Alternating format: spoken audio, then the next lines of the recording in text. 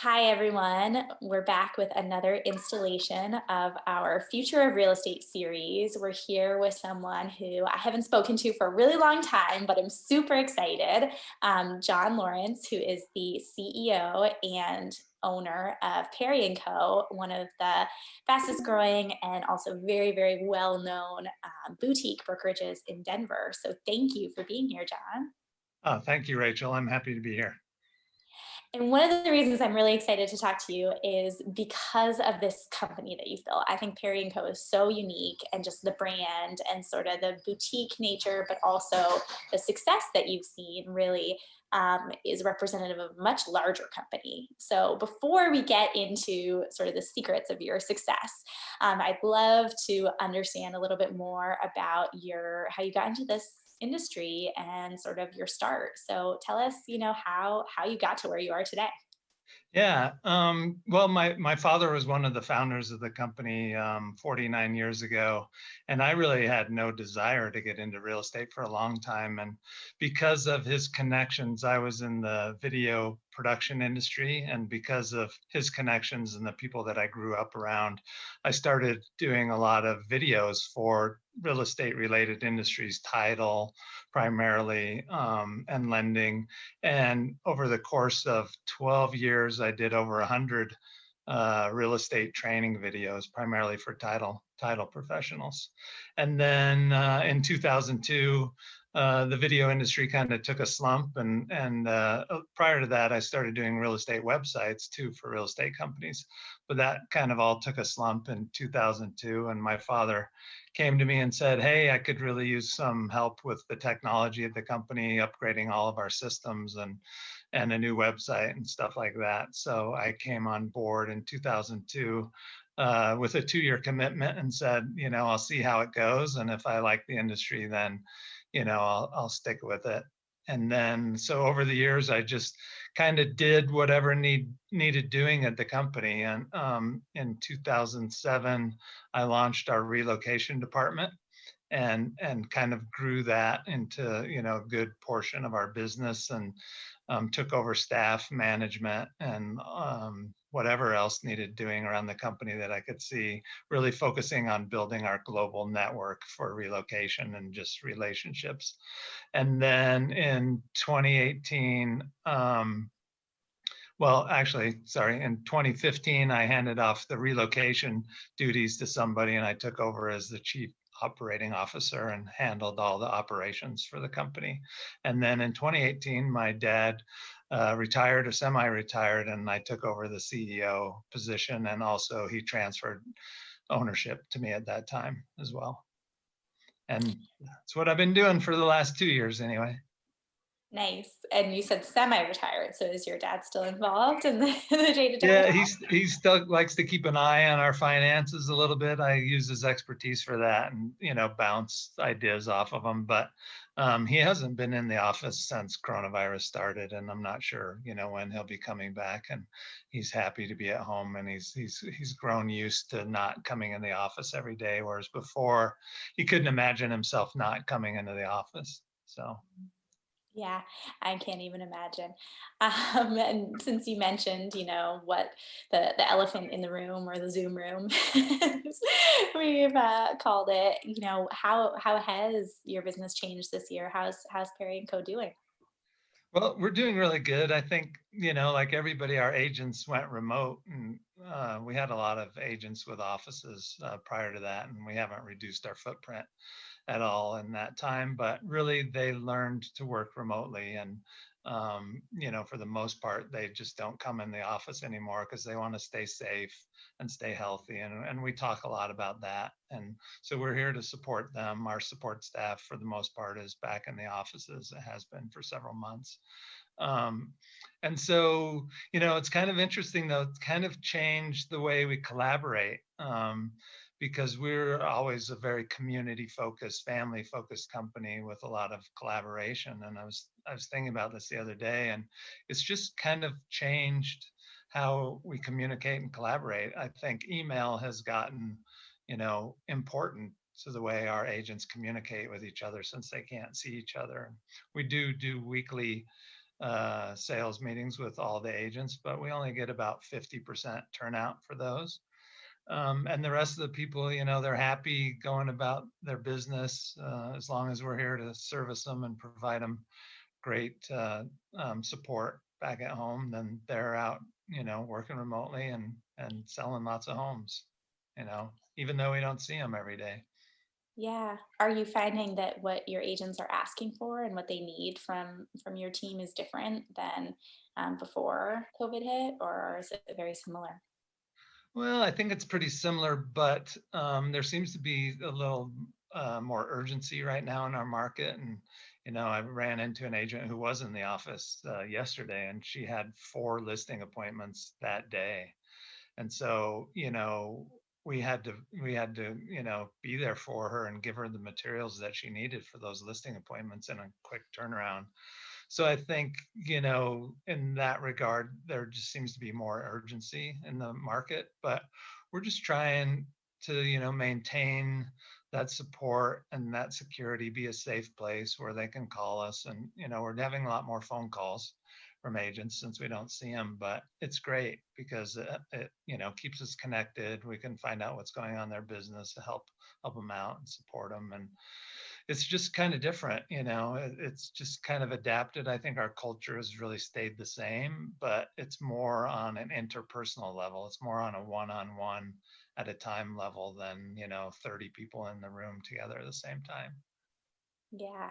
Well, and that makes sense. And I'm glad that you mentioned culture, because one of the things I love about Perry and Co. is that you have this sort of big company reputation when really you have this small company feel, or at least, that's what comes across when, when we talk, or when, you see your branding. And so I'm curious, to what do you attribute that success of being able to sort of maintain that, seeming like a small company, having relationships, having people who really care through your growth over the years? Yeah, I think we had a deliberate strategy to always try and appear larger than we were, in the way we market our clients and our networks, and the way we would show up to industry conferences and stuff like that. We would always try to bring big representation and attend a lot of those, and get out and network when we were at those events, and that really was deliberate to try and make us look bigger than we were, because there's a lot of big competition in our market and every market. And so, to gain trust of larger companies to send us their business and refer their clients to us, we really, fostered that through, we tried to give out that perception through our marketing. And then, to the relationship part, it was always about that relationship first, and how we got to know people in the network, and really strove to have personal relationships with companies around the world, so that they would know and like and trust us when it came time to sending business into our market. And Well, then perceptually, for the public, what does the public think? We've tried to do that as well, to look bigger, than we are, through our marketing and through corporate sponsorships, and um, just marketing those relationships, always talking to our agents about really maintaining that relationship with their clients over the years of their ownership. mhm. Do you feel like your clients, or excuse me, your agents have good systems in place to, work with their clients in a repeat referral way? And have you seen any changes in adoption this year, since, people had a little more time this spring to learn or relearn some of those tools? Sadly, I would probably say no. I'm not sure our adoption of technology is really ramped up during this time. I mean, everybody's gotten good at Zoom, but I think they've gone back to making a lot of phone calls, Mhm. and the handwritten postcards and cards, those kinds of things. But I think they've focused more on reaching out to their clients and see how they're doing as people first, before like trying to drive business, or bona or drone up, sorry, or garner business, right? Yeah, well, and it's funny you mentioned that because I actually we did a bunch of blog posts on how COVID has changed consumer behavior and also changed real estate marketing. And one of the things I found most interesting was how many people want to receive mail now who didn't really. I don't want to say didn't care before, but how like that's such a big deal now is when you receive a letter in the mail. Like I don't think I don't know why that wasn't a big deal before. I always loved getting a letter, but I love that you mentioned that. Sometimes it's Well, the old school things that are the best forms of technology. yeah, yeah, and we actually, told our agents the same thing. I noticed personally that I was getting less mail during, our stay-at-home orders, and so we told our agents, "Hey, it's a great time to get back to some direct mail if you have farm areas that you've forgotten about or whatever." So I think you're right. It does seem like mail has dropped dramatically, and direct mail is having an impact again, which kind of always goes in cycles, but it's good to see, you know. Totally. Well, and you mentioned referral and relocation, and I'm curious because that's sort of part of where your experience directly and a role you had at the company. And, I know you're part of leading real estate companies of the world, and I'm curious what other things you've done. Like, have you attended virtual conferences like Inman, or are there other ways that you're finding it really helpful to stay connected with others in the space now that we don't have the option for in person? Yeah, I mean, I think that's been something personally that's been hard on me is because I like going to conferences and networking with those people and getting to know everybody and seeing old friends as well. So that's been hard. And so I've tried to pick up the phone again when somebody crosses my mind.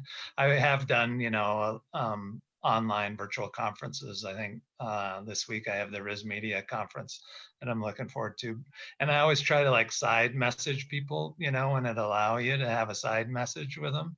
But I think that has been a challenge for sure is, um, not having those forums to strengthen our relationships and learn at the same time. I mean, we still learn from the virtual conferences, but you're not as focused on being in a virtual conference as you are being in a live conference. So that has been a challenge for me personally, for sure. Yeah. And my relocation director, Tim, may say something different. He's very good at, video and virtual meetings. So, he's been sending out a lot of video messages to people, and he's probably feels like his networking strength is just as good right now as it was in the live realm. Hmm. Well, will have to follow up with him after and see if he has some tips he can share for others. But I'm curious, going back to sort of technology, right? And all joking aside, the phone is a great thing. And back in 2002, I mean, your dad was relying on you to kind of be the technologist, right, for the company, and you've continued to play that role, though you have a team as well. And I'm curious what you see today as sort of the most just the most indispensable technology that you have, and then also the missing link, if anything. So what's most important, but then what's the next thing that has to be developed, if anything? Yeah. That's a good question. So, yeah, in my early days, I was always focused on throwing new technology at our agents and technology that I thought was great and would really dramatically improve their business if they adopted it. And we just never saw great adoption with any of those things. And then, so we started tempering really what we provide technologically and went kind of more into the realm of let's wait until they ask for it, until we provide it for them. And I think that also had its drawbacks. We were saving money on technology, but we also weren't moving, as fast forward technologically. And for recruiting, it probably hurt us too. But we've, over the years, gosh, we've had about 6 different CRMs, and always try to get a better CRM for our people and still have horrible adoption on it when we know it would be great for their business. So I think the missing link really is, got to be in some way of driving the importance of using a CRM to the agents. But I do think the one technology we're about to put in place, and again, we're probably a little late, is single sign-on technology, so that every area that we have that they can log into for different things can be done through one place. And I think that will really be the game changer in getting them to adopt the technology that we have. Hmm. Yeah, well, that makes sense. And I'm curious because you talked about agent adoption a couple of times. We've mentioned it. And one of the trends that I'm hearing and conversations I'm having with people is really almost moving completely to what I can automate, I'm going to automate, because I don't want to say giving up on agent adoption, but also recognizing, my agent's strengths are what they are, and maybe I can leverage that through not having them do this other stuff. And so I'm curious what you think about whether it's tools to actually automate, like within a CRM, getting to the appointment, if you could have someone handle all of that so that the agent, the first time they talk to someone is when something is scheduled, or even an ISA or an e-leads team, or kind of whether you're handling that today or whether you think that's the sort of future of what adoption might look like, is just not adoption. Yeah, no, I think that's a good point. I mean, the systems that do get adopted more are the more hands-off systems, and really the hurdle is always that first hurdle of getting all your clients into whatever system, that always seems to be a tricky one. We're big users and proponents of HomeBot.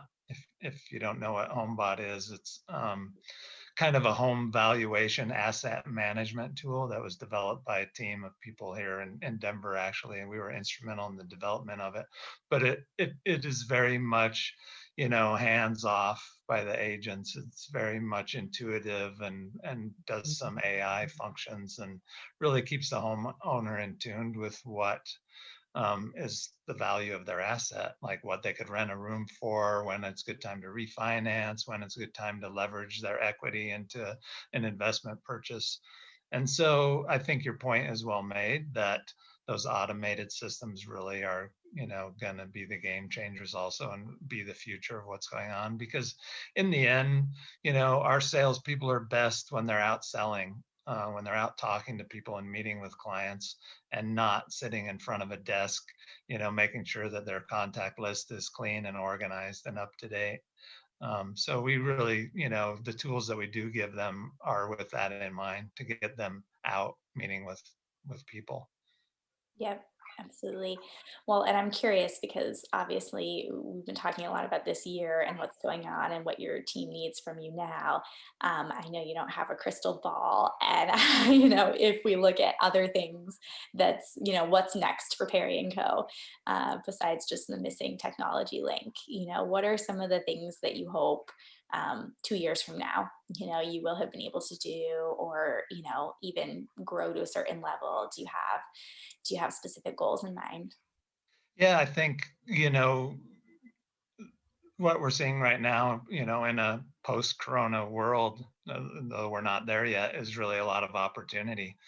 I think a lot of brokerage owners have kind of burned out on running brokerages, and whether they need to sell for financial reasons or they're just tired of the work that they have to do day in and day out.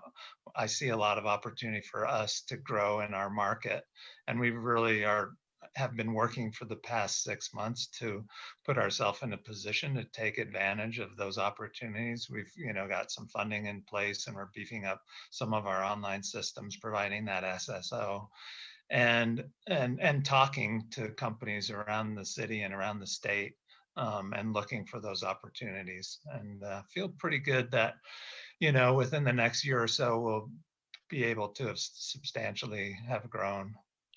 So those are kind of our goals that we have. That's awesome. And I wanted to ask you about sort of being an independent brokerage during this time too, which part of that, whether, you're merging or acquiring, or what sort of joining forces with others might look like. Through Perry and Co.'s entire history, I believe you've always been independent, correct? Yes, that's true. And so now there's kind of this movement, actually, I think more people are moving towards independence in a way that you wouldn't necessarily see it during a pandemic. We've actually had other clients who've gone independent, who went in May and went and opened up their own office. And so it's almost illogical in some ways, and they're seeing a lot of success. And so I'm curious sort of how you view why you think more people are, seeing the value of being independent as opposed to aligning with some of the larger national brands. Well, that's a good question. I think, we've seen so much disruption in the past year and the big money coming into our markets with Compass and Redfin and, Zillow continues that there at the same time there's been consolidation and that end. There's also been splintering at the other end and a lot of people starting brokerages and small brokerages.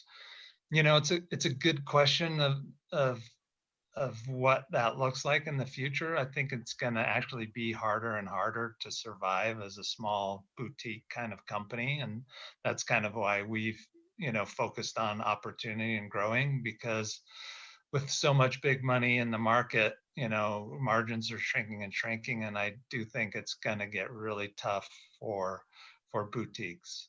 Mm. Um, Companies that are 10 to 70 agents, it's going to be hard to maintain profit at all. So that's why we need to grow to survive and to thrive you know, um, so that we'll still be relevant in the marketplace. Yeah. Well, and you mentioned, margin, which is not probably most agents' favorite word or even concept. You're a technologist, so how you view data is certainly different than your team. And I am curious right now, how you are looking at data and what information you use regularly to know whether your team is on track, whether you're on track. Is it all the market statistics? Are there specific productivity statistics? Do you have one magic number? Sort of how do you view the business from a data standpoint? Gosh, I'm looking at the numbers, all day, every day, and kind of analyzing where we're at and where we compare to last year. And then it's always seems sometimes like it's apples to oranges. And so I try to get a little granular to kind of look agent by agent. What are they doing this year versus what did last year? And then, sometimes reach out to them and just say, if I'm not aware of things that have been going on in their lives that have even either made their business increase or decrease, getting in touch with them and finding out um, and building that relationship. But the data for prediction purposes, I don't know. I don't use data too much for predicting, what business is going to be like, other than, do I think business is going to be up or business is going to be down? And I get that information from some trusted, sources in real estate. Some like Matthew Ferrara, Mike Staver, Steve Harney, Tom Ferry. Those are kind of the people that I listen to and gauge what's going to happen in the future. We have some local statistics experts too that I listen to regularly. But yeah, that data crunching, I do it constantly, but it I, I don't know. It probably just sinks in, and then I make decisions based upon that rather than in reaction to it.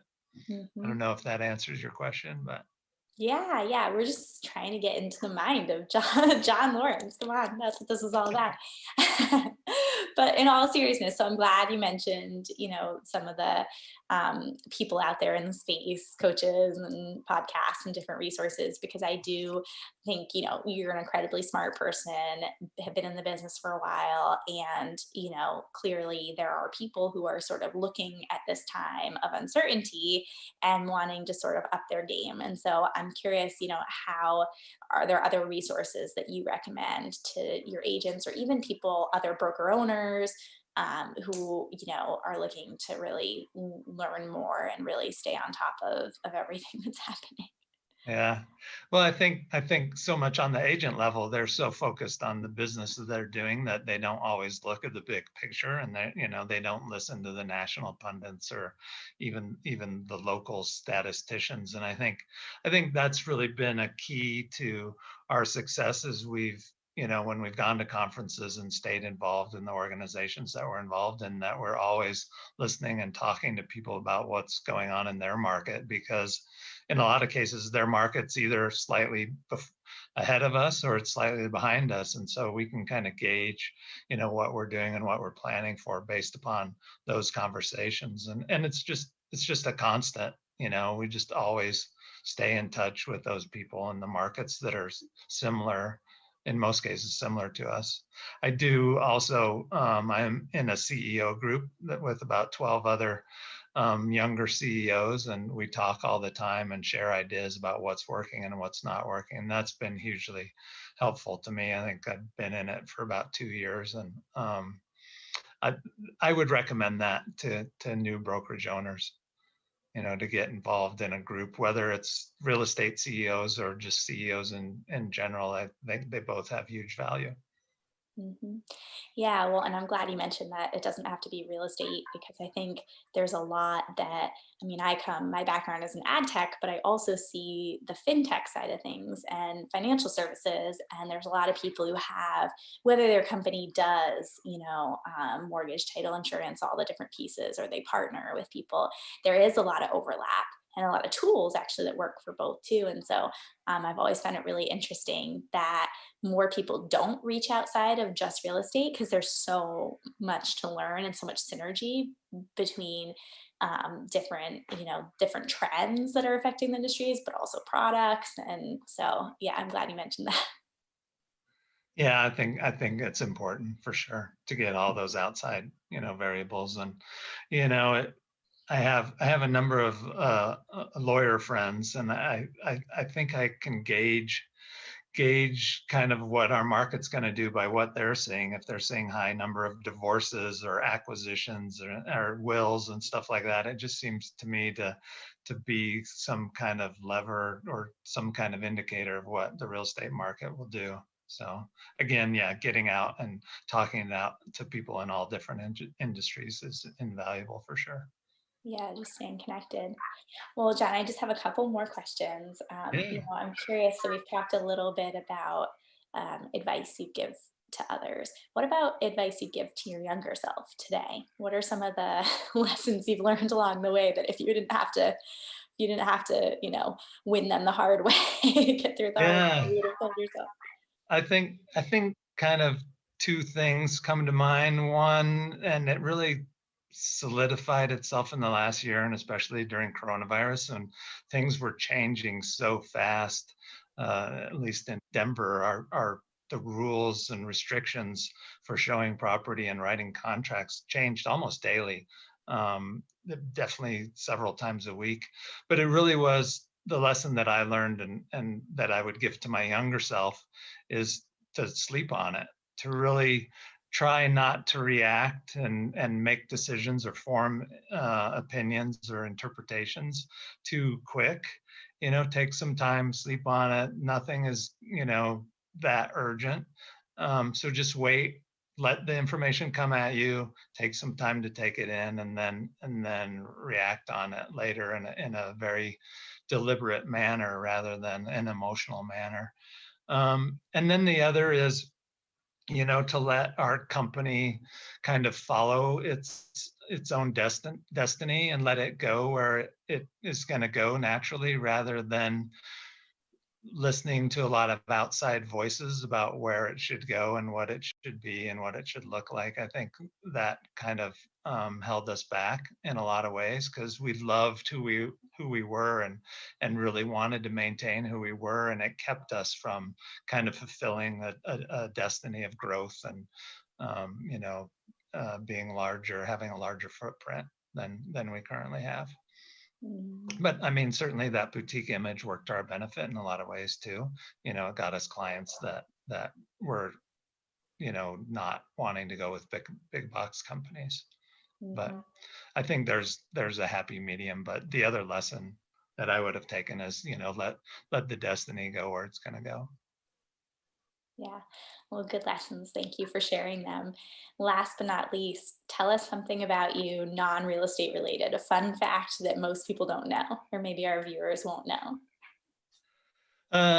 Fun fact about me. I have some passions that always, surprise people a little bit. One, I'm very passionate about guacamole and and making a good and acceptable guacamole recipe without too many crazy ingredients.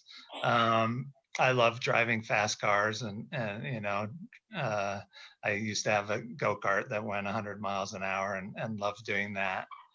And then I really love reggae music, and uh, just I study the history of reggae music and the people that changed reggae music and Jamaican music in particular, and just find it fascinating, and it excites me every day. So, That's and they awesome. can all go together, right? Yeah, Well, I'm imagining you maybe and the guacamole and the reggae, but the guacamole is the after race snack while you're listening to Tom Ferry and there reggae. you go, there you go. That's awesome. Well, thank you so much, John, for being our guest today. For everyone, as a reminder, this is Jon Larrance, who is the CEO and owner of Perry and Co., a very successful and well-respected brokerage in Denver. So thank you, John. Thank you, Rachel. Happy to be with you today.